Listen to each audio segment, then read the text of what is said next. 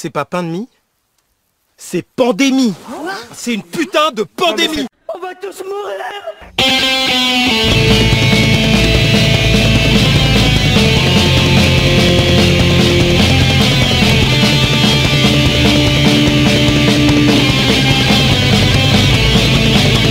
Chers auditeurs de Radio Virus, bonjour et merci de nous rejoindre pour cette nouvelle émission. Et puisqu'on leur a annoncé qu'ils ne retourneraient pas en cours avant septembre, intéressons-nous à la vie de galère des étudiants. Au-delà de la détresse, le confinement apporte son lot de satisfaction. D'abord celle de ne plus croiser le dragueur de la BU. Tout sourire, jambes croisées, bon chic, bon genre. Sa vue impeccable lui permet de guetter ses proies féminines avec une grande acuité, en physionomiste de repérer les failles, les traits de caractère susceptibles de lui offrir une brèche royale vers la conquête féminine. Son acuité aurait pu lui être utile dans le cadre d'un examen de conscience ou d'une introspection, et malgré ses capacités visuelles, il appartient à la catégorie des mauvais chasseurs. En effet, celui-ci accumule les échecs, les refus, en somme c'est un familier de la friendzone. Il n'a rien du mal alpha, du d'Artagnan, du Cyrano, il n'a ni les couilles ni la poésie. Il a l'apparence du charme et n'inspire aux femmes que du dédain. C'est un repoussoir. Tout dans sa posture, dans son regard le trahit. Il est le dragueur, enfermé dans son archétype comme un personnage de Plaute, drôle, risible et tellement prévisible. Étudiant engagé, membre actif du BDE, adepte des soirées mousse, L3 et ce depuis 3 ans, il accoste toutes les L1 fraîchement débarquées du lycée et nouvellement nubiles, en se faisant le guide de ces dames dans ce dédale qu'est le campus universitaire. Et malgré sa bonne vue, il arbore des lunettes qu'il fait parfois coulisser de bas en haut comme une étoffe. Voilà le maigre résumé de sa geste esthétique. Jadis, les falbalas et les fibules étaient le propre des demoiselles ou des comédiens. Mais aujourd'hui, notre dragueur s'en sert comme d'un marqueur social, pour se donner un genre intello. Il décolle de temps en temps les yeux de son bouquin, les lèvres au plafond l'air songeur, les sourcils froncés. Il esquisse une grimace, tentant ainsi de mimer l'effort intellectuel que procure une lecture hardie. Mais son visage n'est qu'un théâtre, une farce dont nous sommes les spectateurs, matamor, tartarin, bluffeur. Dans le même registre, et tout aussi séducteur, il y a le faillot du chargé de TD, qui s'agglutine à lui dès la sortie du cours comme une mouche sur le pot de miel, lui donnant du monsieur. Et le voilà qui se sent exister. Mais le plus dramatique dans tout ça, c'est qu'il pense pouvoir monter dans l'organigramme fictif de sa promotion bas de gamme par l'intermédiaire du poste non rémunéré de lèche-botte officiel, flatteur invétéré, bouffon du roi. Il n'est pas brillant, et la seule chose qu'il maîtrise, c'est l'art des courbettes, du plat-ventre et des acrobaties. Quelle souffrance aussi de ne plus voir les étudiantes post-pubères, mignonnes, coiffées, apprêtées, toujours assises au premier rang, non pas pour suivre le cours avec assiduité, mais pour être au cœur du spectacle. Elle qui fantasme sur le beau gosse trentenaire aux cheveux brossés et à la barbe de 3 jours. Il est chargé de TD de littérature romantique et prépare une thèse sur la figure du dandy dans le roman du 19e. Celui-ci leur parlait si bien de littérature, avec une légèreté et une facilité volubile, qu'elle s'était non pas mise en tête de lire Hugo, Balzac, Anatole France, Proust et Barbey d'Aurevilly, comme elles auraient dû, mais plutôt de s'imaginer dans la peau de l'héroïne romanesque, déambulant les grands boulevards au bras du gentilhomme, cheveux au vent. Leurs deux silhouettes s'éloignent peu à peu, pour finalement disparaître complètement dans le plus simple appareil, comme le soleil qui coulisse à l'horizon. C'est beau, sauf que ça n'existe pas. Court répit accordé, on ne souffrira plus de l'étudiant bébête, dont les questions fleuves qui ponctuent chaque cours ne sont pas mues par une curiosité saine, mais sont simplement là pour attirer l'attention sur sa petite personne, empêchant ainsi les étudiants sincères et curieux de creuser leur propre sillon, ce qui ferait par ailleurs avancer le cheminement du cours. L'horreur de l'université. C'est beaucoup de peau et très peu de confiture, disait le docteur Détouche. Mais qu'en est-il du militant de l'UNEF? Le militant de l'UNEF a un agenda, il le respecte scrupuleusement. Il est discipliné. Son cursus universitaire n'est pas sa grande préoccupation, comprenez-le. Il n'est ni soucieux de son intérêt propre, ni de son avenir. Non, son avenir est trop petit, il voit plus grand. Il est pétri d'histoire, et pas n'importe laquelle. L'histoire qui nous transcende, celle qui nous rappelle que nous sommes les fruits des actes héroïques de nos lointains ancêtres. Celle qui nous motive chaque matin. 1789, la Commune, la Révolution bolchevique, le Front populaire, mai 68. Voilà le zéphyr qui le porte, El famoso révolutionnaire. Son levier d'action sur le monde, le blocage de la fac. Son calendrier, organiser chaque année au moins 2 AG. Trouver les meilleurs prétextes pour manifester la colère de la jeunesse engagée. L'AG est un lieu particulier, un temple de la subversion, de la démocratie et de la rébellion. Une agora moderne, où la jeunesse brimée s'exprime enfin et brise ses chaînes. On y respire les effluves du jeu de paume, les fantômes ressurgissent quand on monte à la tribune. Un vent de révolte souffle sur le campus, j'en ressens les frissons. C'est l'ombre de Robespierre qui plane au-dessus des sceaux. Amis auditeurs, veuillez m'excuser d'emprunter ici un ton satirique par ces temps durs où l'abîme nous guette, mais nous avons cru la gaudriole utile pour soigner nos maux.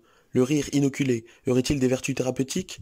Non pas pour guérir de la maladie qui se répand comme la peste, mais pour combattre l'ennui et la répétition de ces journées confinées. Propre à la théorie de notre Rabelais national, la gélothérapie renferme, nous le croyons, des secrets sous l'écorce. Elle permet de faire éclater certaines vérités alors recouvertes de vernis.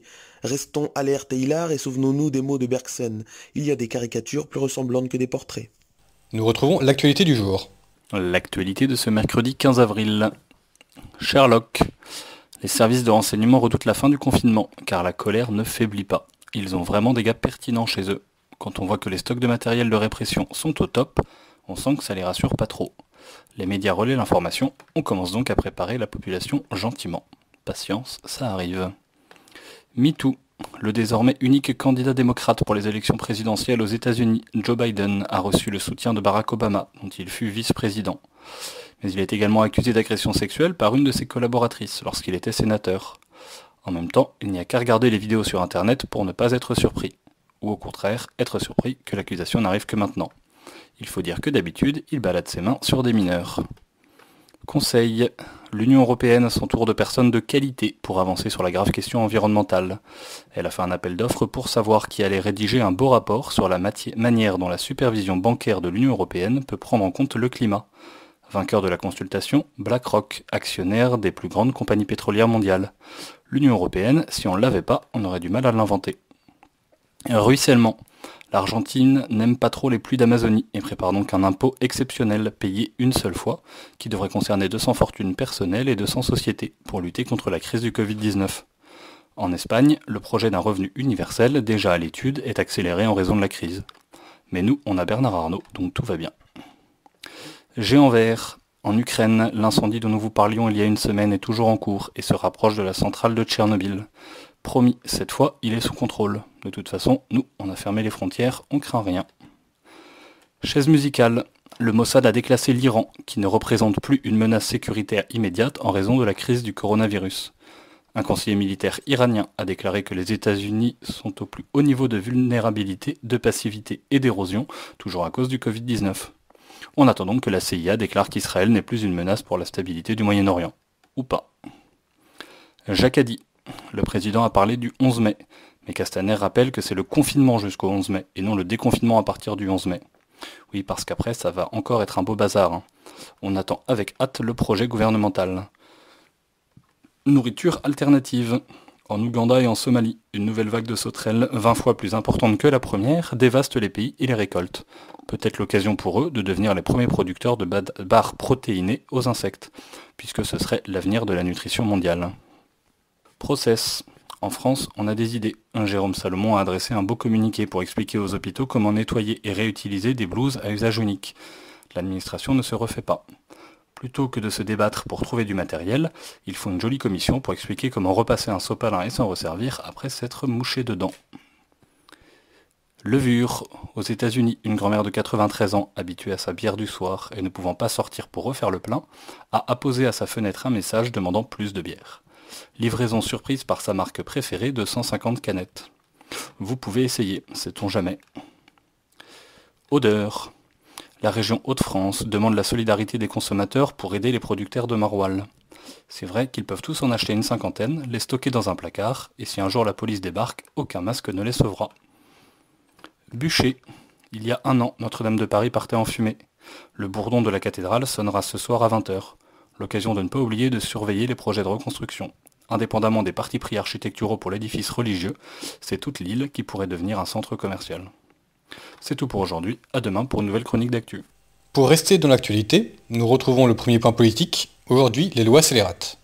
Chers amis auditeurs de Radio Virus, aujourd'hui je vais vous parler des lois scélérates et pour cela je vais prendre appui sur un livre de Raphaël Kempf qui est avocat au barreau de Paris et qui a publié un livre qui s'intitule « Ennemis d'État, les lois scélérates des anarchistes aux terroristes » aux éditions La Fabrique. C'est la même maison d'édition qui a publié le Comité Invisible. Elle est donc réputée pour son idéologie, disons, antilibérale. Et c'est en cela que certaines des analyses qui y sont publiées peuvent être reprises. Dans ce livre, que fait Raphaël Kempf? Il analyse la loi anti-anarchiste, les lois anti-anarchistes qui ont été promulguées en France à la fin des années 1880. Dans ces années-là, la France vivait un certain nombre d'attentats anarchistes extrêmement importants. Raphaël Kempf montre que les lois qui ont été promulguées à ce moment-là visaient évidemment à limiter, à réprimer les anarchistes, mais finalement se sont étendues à tous les prévenus de droit commun. On pourrait faire le parallèle avec l'état d'urgence. La droite, disons, libérale, réactionnaire, a choisi d'applaudir l'état d'urgence. Pourquoi? Parce que l'état d'urgence, c'était la brimade des musulmans, c'était les pouvoirs de police renforcés, finalement un état policier que une partie de la droite appelle de ses voeux. Ce n'est pas là notre objectif. Pourquoi? Parce que la loi sur l'état d'urgence, qui visait effectivement, dans un premier temps, ou en tout cas dans l'opinion publique, à viser à frapper au cœur les terroristes islamistes, finalement, s'est appliquée à tout le monde. Par exemple, aux militants altermondialistes, qui se sont vus assignés à résidence sur le fondement même des lois sur l'état d'urgence. Mais également les gilets jaunes. Souvenez-vous que la police organisait des sortes de parcages, des sortes de zones en haut des Champs-Élysées où elle pouvait fouiller, filtrer un peu comme lorsque l'on rentre dans un stade, elle pouvait fouiller tous les sacs des personnes présentes. Ce dispositif n'existait pas avant les lois promulguées à la suite des attentats terroristes. En effet, auparavant, pour que la police puisse fouiller quelqu'un, puisse fouiller un sac, une voiture même, il fallait nécessairement qu'une infraction soit suspectée, que l'on voit que la personne soit en train, va commettre une infraction. Dans les lois sur l'état d'urgence et dans ce dispositif qui n'existait pas avant, c'est simplement l'intention finalement, l'intention d'aller manifester. Alors Raphaël Kempf nous donne un certain nombre de critères pour identifier une loi scélérate, c'est-à-dire une loi qui finalement donne tout pouvoir au gouvernement pour nous enlever nos libertés fondamentales. D'abord, une loi scélérate est adoptée dans l'urgence. Elle procède d'un discours axé sur la protection des libertés, mais par oxymore. Par exemple, les lois anti-casseurs viseraient à renforcer le droit de manifester, alors qu'en réalité, elles empêchent le droit de manifester. Les lois scélérates sont faites par la police, c'est-à-dire par le ministre de l'Intérieur, par le ministère de l'Intérieur, mais également faites pour la police, pour lui faciliter le travail et pour lui donner toujours des pouvoirs plus exorbitants. Les lois scélérates visent à s'appliquer à certains, mais finalement s'appliquent à tous. Les lois scélérates de 1880 devaient s'appliquer aux anarchistes, elles sont finalement appliquées aux communistes, puis aux prévenus de droit commun. C'est la même chose avec la loi sur l'état d'urgence, comme je vous l'expliquais il y a un instant. De terroristes islamistes, nous sommes passés à militants altermondialistes, puis enfin aux gilets jaunes. Enfin, et c'est là peut-être le plus important, la loi scélérate vise l'intention plutôt que l'acte. Normalement, le droit pénal, la répression s'applique du moment qu'il y a un acte ou qu'il y a un commencement d'exécution. Or, s'agissant des lois scélérates, c'est plus l'intention. On va sonder l'intention avant même tout commencement d'exécution de la personne condamnée. Par exemple, s'agissant des anarchistes dans les années 1880, un simple anarchiste, ou plutôt une simple personne qui chantait une chanson anarchiste dans un bar aviné à 3 heures du matin, pouvait être condamné et envoyé au bagne immédiatement. Pourquoi ? Car dans l'esprit de cette loi, dans l'esprit des magistrats, de la police, disons de tout le pouvoir répressif, quelqu'un qui commence par chanter une chanson anarchiste, demain va publier un tract anarchiste et après-demain va commettre un attentat anarchiste. Nous sommes là dans le délit d'intention. C'est pourquoi nous autres militants, nous ne pouvons pas nous réjouir de ce que ces lois soient adoptées. Parce que si aujourd'hui elles visent à réprimer, à punir les ennemis de la nation, demain, dans les mains du pouvoir, elles serviront à réprimer tous ceux qui s'y opposent.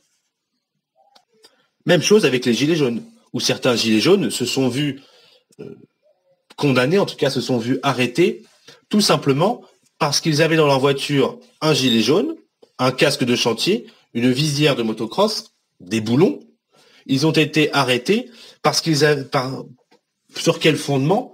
Parce qu'ils auraient fait partie d'un groupement formé en vue de la préparation et de la commission de violence. Or, le fait d'avoir des boulons dans sa voiture, d'avoir une visière de casque, etc., ne démontre pas que l'on va commettre des violences. C'est lorsqu'on a le boulon dans la main et que le boulon va s'échapper, ou quelques secondes avant, qu'on a le boulon dans la main, qu'il y a une intention. Nous retrouvons la chronique ciné.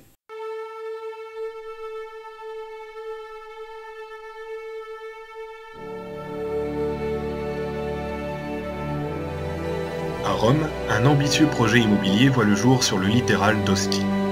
Le quartier va être le théâtre d'une bataille entre mafieux pour acquérir le territoire. Hommes politiques, hommes d'église et gangsters vont se voir entraînés sans forcément le vouloir dans une affaire qui s'annoncera des plus dangereuses. Suburra est un film italien sorti en 2015 et réalisé par Stefano Sollima. Il est le fils du cinéaste Sergio Sollima, l'une des figures du western spaghetti des années 70.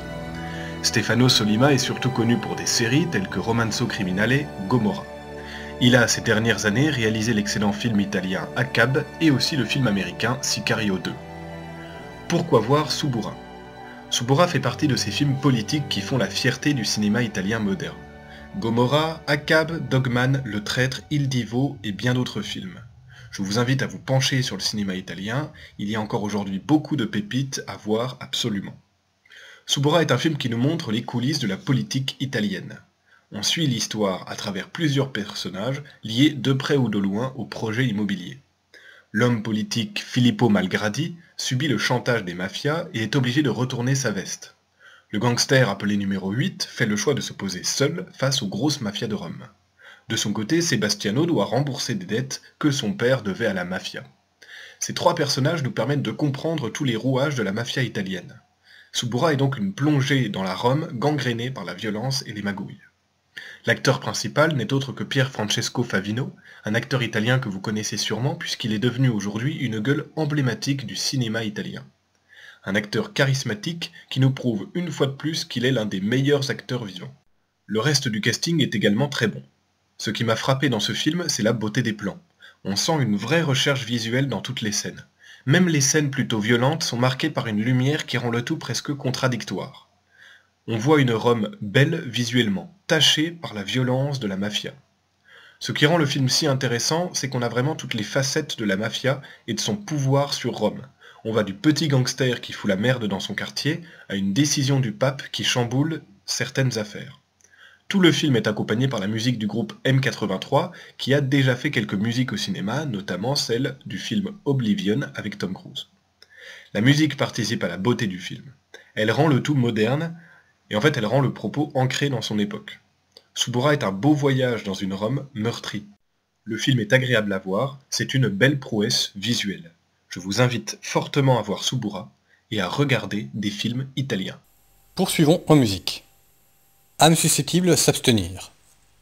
Aujourd'hui, dans la rubrique musique, on vous parle du roi de l'humour, de la provocation, de l'insolence et de l'irrespect. Vous me direz, qu'est-ce que Rémi Gaillard vient foutre là? C'est pas loin, vous mettez ça en musique et ça vous donne Didier Super. Didier Super, c'est le mec le plus limite du monde. Que vous soyez anarchiste, communiste, droitard, catho ou je ne sais quoi, il a forcément une chanson pour vous. Peu importe le sujet, peu importe le contexte, il en fera une chanson, à charge, sans aucune marque de respect. Et je vous avoue avoir eu quelques difficultés à choisir la chanson du jour. Du coup, étant donné le contexte, étant donné que nous payons aujourd'hui de plein fouet leurs erreurs, aujourd'hui, une chanson sur les boomers. On écoute. Quand tu veux. Ok. Alors ça, c'est une chanson que j'ai fait pour le nouveau mec à ma mère. Voilà, c'est une chanson qui s'appelle Vieux con. À 18 ans tu faisais la guerre en Algérie. Putain, qu'est-ce que t'en as chié. À peine rentré, c'était l'usine pour nourrir la femme et les 5 gosses. Putain, qu'est-ce que t'en as chié. Et en ce temps-là, on divorçait pas, on priait pour devenir veuf. Putain, qu'est-ce que t'en as chié. C'était mal vu d'être au chômage alors qu'en vrai c'est super cool. Putain, qu'est-ce que t'en as chié. Alors moi je dis merci vieux con, t'as vraiment eu une vie de merde. Merci vieux con de l'avoir gâché pour nous. T'as bien raison, on est tous des feignants maintenant. Le RMI et des capotes, ça nous suffit pour être content. Ah bah oui mais bon, pour avoir du boulot, maintenant nous faut qu'on postule en Chine. Putain, qu'est-ce qu'on va en chier. Et pour trouver le moyen de recongeler tout le pôle Nord. Putain, qu'est-ce qu'on va en chier. Pour expliquer aux islamistes que c'est pas sûr que Dieu existe. Putain, qu'est-ce qu'on va en chier. Et pour tous les autres trucs qu'on n'ose pas encore nous dire. Putain, qu'est-ce qu'on va en chier. Alors moi je dis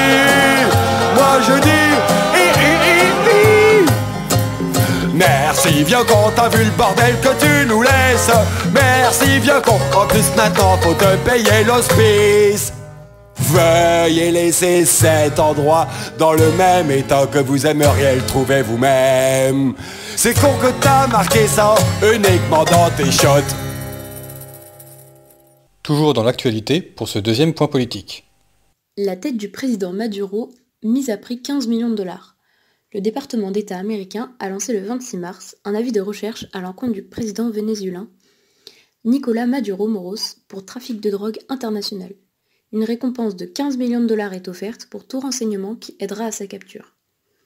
4 autres personnalités vénézuéliennes sont également visées, le président de l'Assemblée nationale constituante, Diosdado Cabello Rondon, les généraux à la retraite Hugo Carvajal Barrios, déjà connu pour des activités similaires mais qui a pris parti pour l'opposition en 2019, il a été déchu de son grade par Maduro, et Cliver Alcalá Cordones, le ministre de l'Industrie et de la Production nationale, Tarek Zaiden El Hassami Mada. La prime n'est que de 10 millions de dollars pour ces individus. Les chefs d'inculpation émis par les tribunaux de Miami et New York sont conspiration narcoterroriste en coopération avec les FARC colombiennes, inondation du territoire américain avec de la cocaïne. Ces accusations viennent s'ajouter aux importantes sanctions décrétées par Washington contre le Venezuela depuis des années et encore durcies ces dernières semaines, et le soutien appuyé de Washington au leader de l'opposition, Juan Guaido. Le dernier gouvernant latino-américain qui avait été inculpé pour les mêmes charges était Emmanuel Noriega qui dirigeait le Panama tout en ayant collaboré avec la CIA, en particulier pour lutter avec les contras contre le gouvernement sandiniste en place au Nicaragua de 1979 à 1989, durant des années. Son pays avait ensuite été envahi en 1989 par les forces américaines. Il a été arrêté en 1990 avant d'être jugé aux États-Unis puis en France. Il est rentré dans son pays en 2011 où il est décédé en 2017. Le ministre de la Justice américaine, William Barr, a affirmé que les États-Unis ne reconnaissaient pas Maduro, comme Noriega à l'époque, comme président d'un quelconque pays. Un geste supplémentaire vient d'être franchi vers une intervention militaire. Cependant, cette dernière ne peut avoir lieu maintenant, puis l'armée américaine a reçu pour instruction de cesser toute manœuvre durant 60 jours en raison de la crise du coronavirus. Passons à la chronique culture. Pendant les épidémies, il y a les irresponsables qui n'avaient rien prévu, les salauds qui veulent du matériel médical pour le revendre 10 fois plus cher, et il y a les héros qui mettent la vie des autres avant la leur. C'est une personne appartenant à cette dernière catégorie dont je vais vous parler aujourd'hui. Figure bien connue de la ville de Marseille, où il naquit en 1675, Nicolas Rose appartient à une famille de charpentiers et de constructeurs de galères. 20 ans plus tard, il fait fortune en devenant armateur. Durant la guerre de succession d'Espagne, il lève une petite armée pour défendre ses intérêts et est blessé. De retour à Marseille, il est nommé par Louis XIV chevalier de l'ordre de Saint-Lazare. Ce titre lui vaudra son surnom, le Chevalier Rose. Nommé vice-consul d'un comptoir dans le Péloponnèse, il y apprend notamment à protéger le port dont il a la charge des débuts d'épidémies récurrents en Méditerranée. Il finit par rentrer à Marseille, le 20 mai 1720, et c'est là que notre histoire commence. 5 jours plus tard, le navire marchand Grand Saint-Antoine approche de Marseille. Un passager clandestin syrien, ça ne s'invente pas, s'est glissé à bord et a amené avec lui la peste. Malgré la mort d'une dizaine de passagers, le capitaine et les propriétaires du navire parviennent à convaincre les autorités portuaires de Marseille de ne pas leur appliquer une quarantaine dure qui les empêcherait de vendre leurs marchandises. Les linges sales des marins sont confiés à des lavandières, et l'une d'elles ne tarde pas à mourir brutalement avec une étrange couleur de charbon sur les lèvres. Il faudra quelques autres décès pour que les médecins donnent l'alerte. La peste est de retour. Mais trop tard, l'épidémie se déchaîne et tue plus d'1 millier de Marseillais par jour. L'évêque de la ville, Monseigneur Belsounce, parcourt les rues au mépris de la mort et assiste les malades. C'est alors que, fort de son expérience des gestions d'épidémies acquises en Orient, le Chevalier Rose vient lui proposer ses services. Il boucle les quartiers touchés, assure le ravitaillement de la ville, dresse une potence pour dissuader les pillards, fait ouvrir des hôpitaux de fortune un peu partout dans la ville et mobilise plus d'1 millier d'hommes pour combattre la maladie. Malgré toutes ces mesures pour endiguer le mal, une menace pèse sur Marseille. Sur l'esplanade de la Tourette, plus d'1 millier de cadavres en putréfaction se décomposent sous le soleil de l'été. Les plus récents sont là depuis 3 semaines. Ils sont décrits par un témoin de l'époque comme présentant à peine forme humaine, et les vers mettent les membres en mouvement. Cette bombe à retardement risque de contaminer toute la ville. Le Chevalier Rose fait sortir quelques 200 prisonniers de leur geôle pour jouer, avec lui, le rôle des liquidateurs. En une demi-heure, les cadavres sont jetés dans les anciens bastions, recouverts de chaux vives puis de terre. À l'exception d'une petite dizaine, tous les forçats périront, et le Chevalier Rose lui-même sera touché par la peste et ne s'en sortira que par miracle. Marseille perdra la moitié de sa population lors de l'épidémie de peste de 1720. Mais le résultat aurait sans doute été plus terrible encore sans le courage et la détermination du Chevalier Rose. Il ne décédera qu'en 1733, après avoir été gouverneur de Brignoles.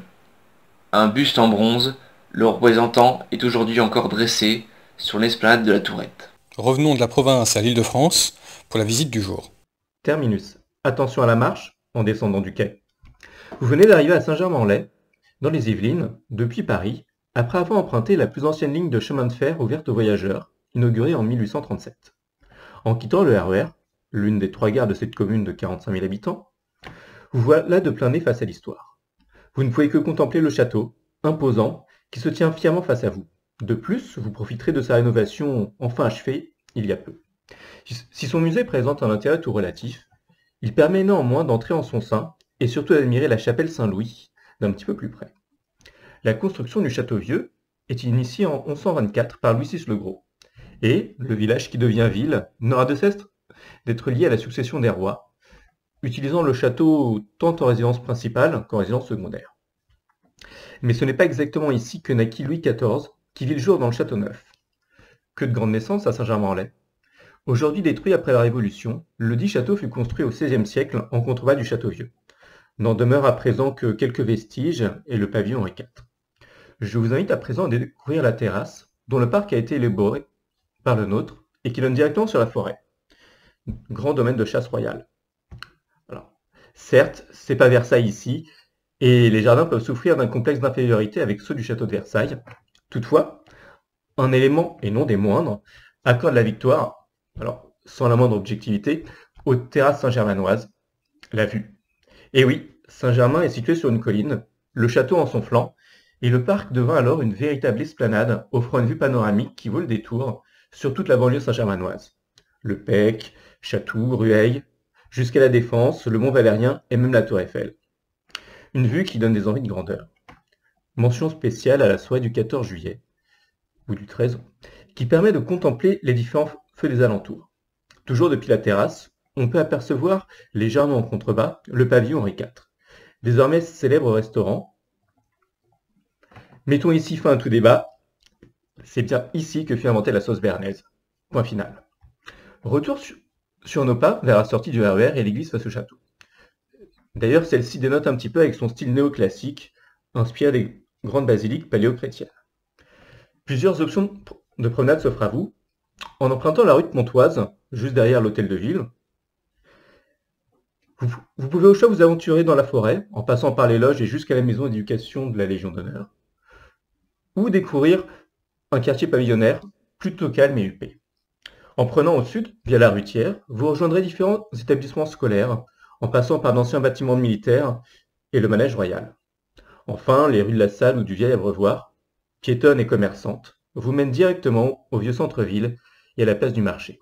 Restaurants, cafés, cinéma indépendant, qui lutte d'ailleurs pour sa survie, et de nombreux magasins vous y attendent. N'hésitez pas, visitez Saint-Germain-en-Laye, visitez les villes royales, visitez les villes de France riches d'histoire. L'instant est venu de la chronique littéraire.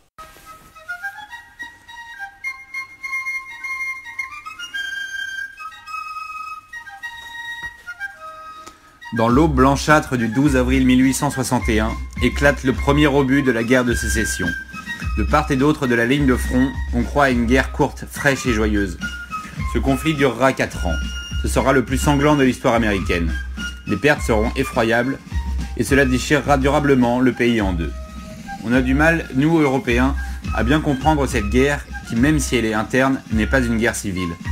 En 1861, les États-Unis ne sont pas une seule nation, mais bien 2 pays distincts, le Nord et le Sud. Tout les oppose, le peuplement, l'économie, les traditions.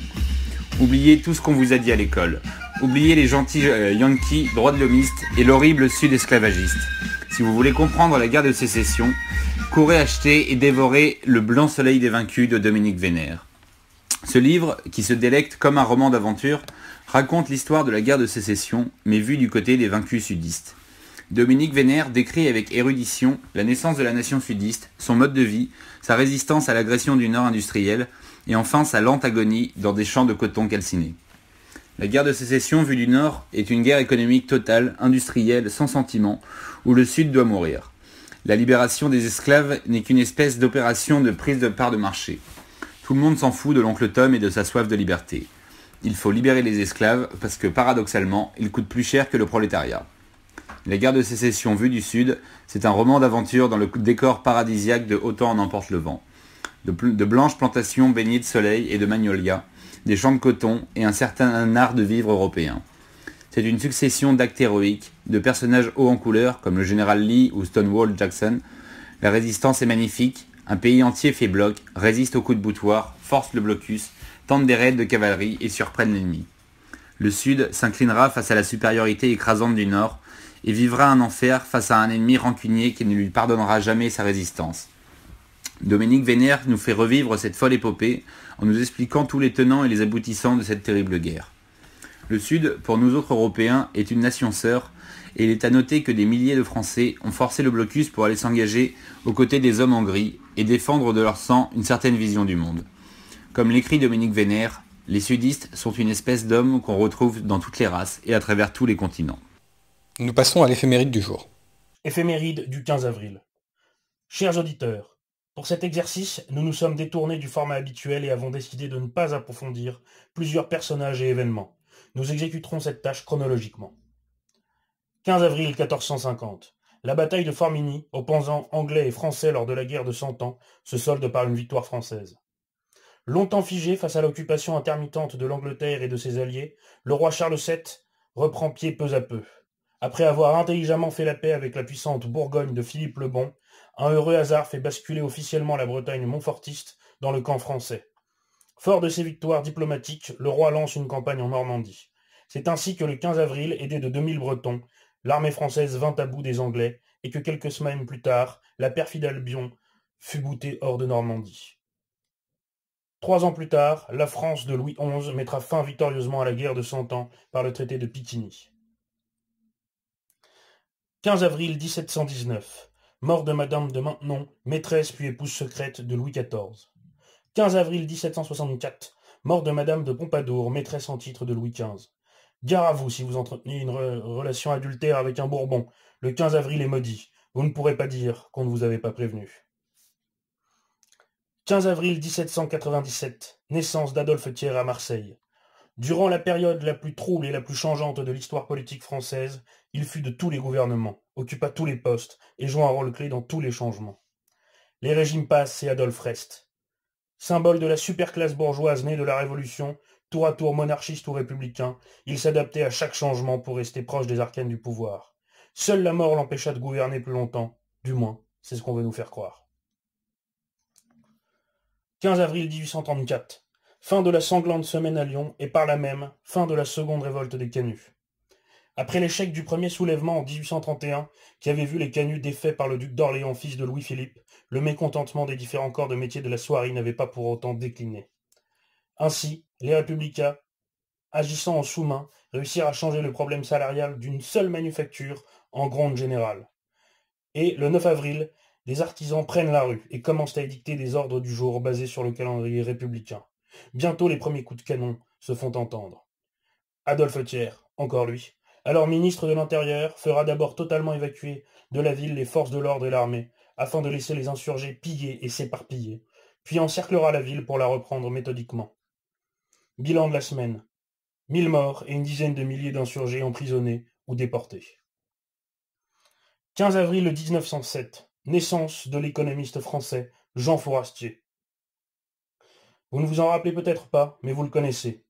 Souvenez-vous, vos cours d'histoire au lycée et votre prof déclamant. Jean Fourastier est l'homme qui a inventé l'expression « les 30 glorieuses, les enfants ». On en fait encore des cauchemars.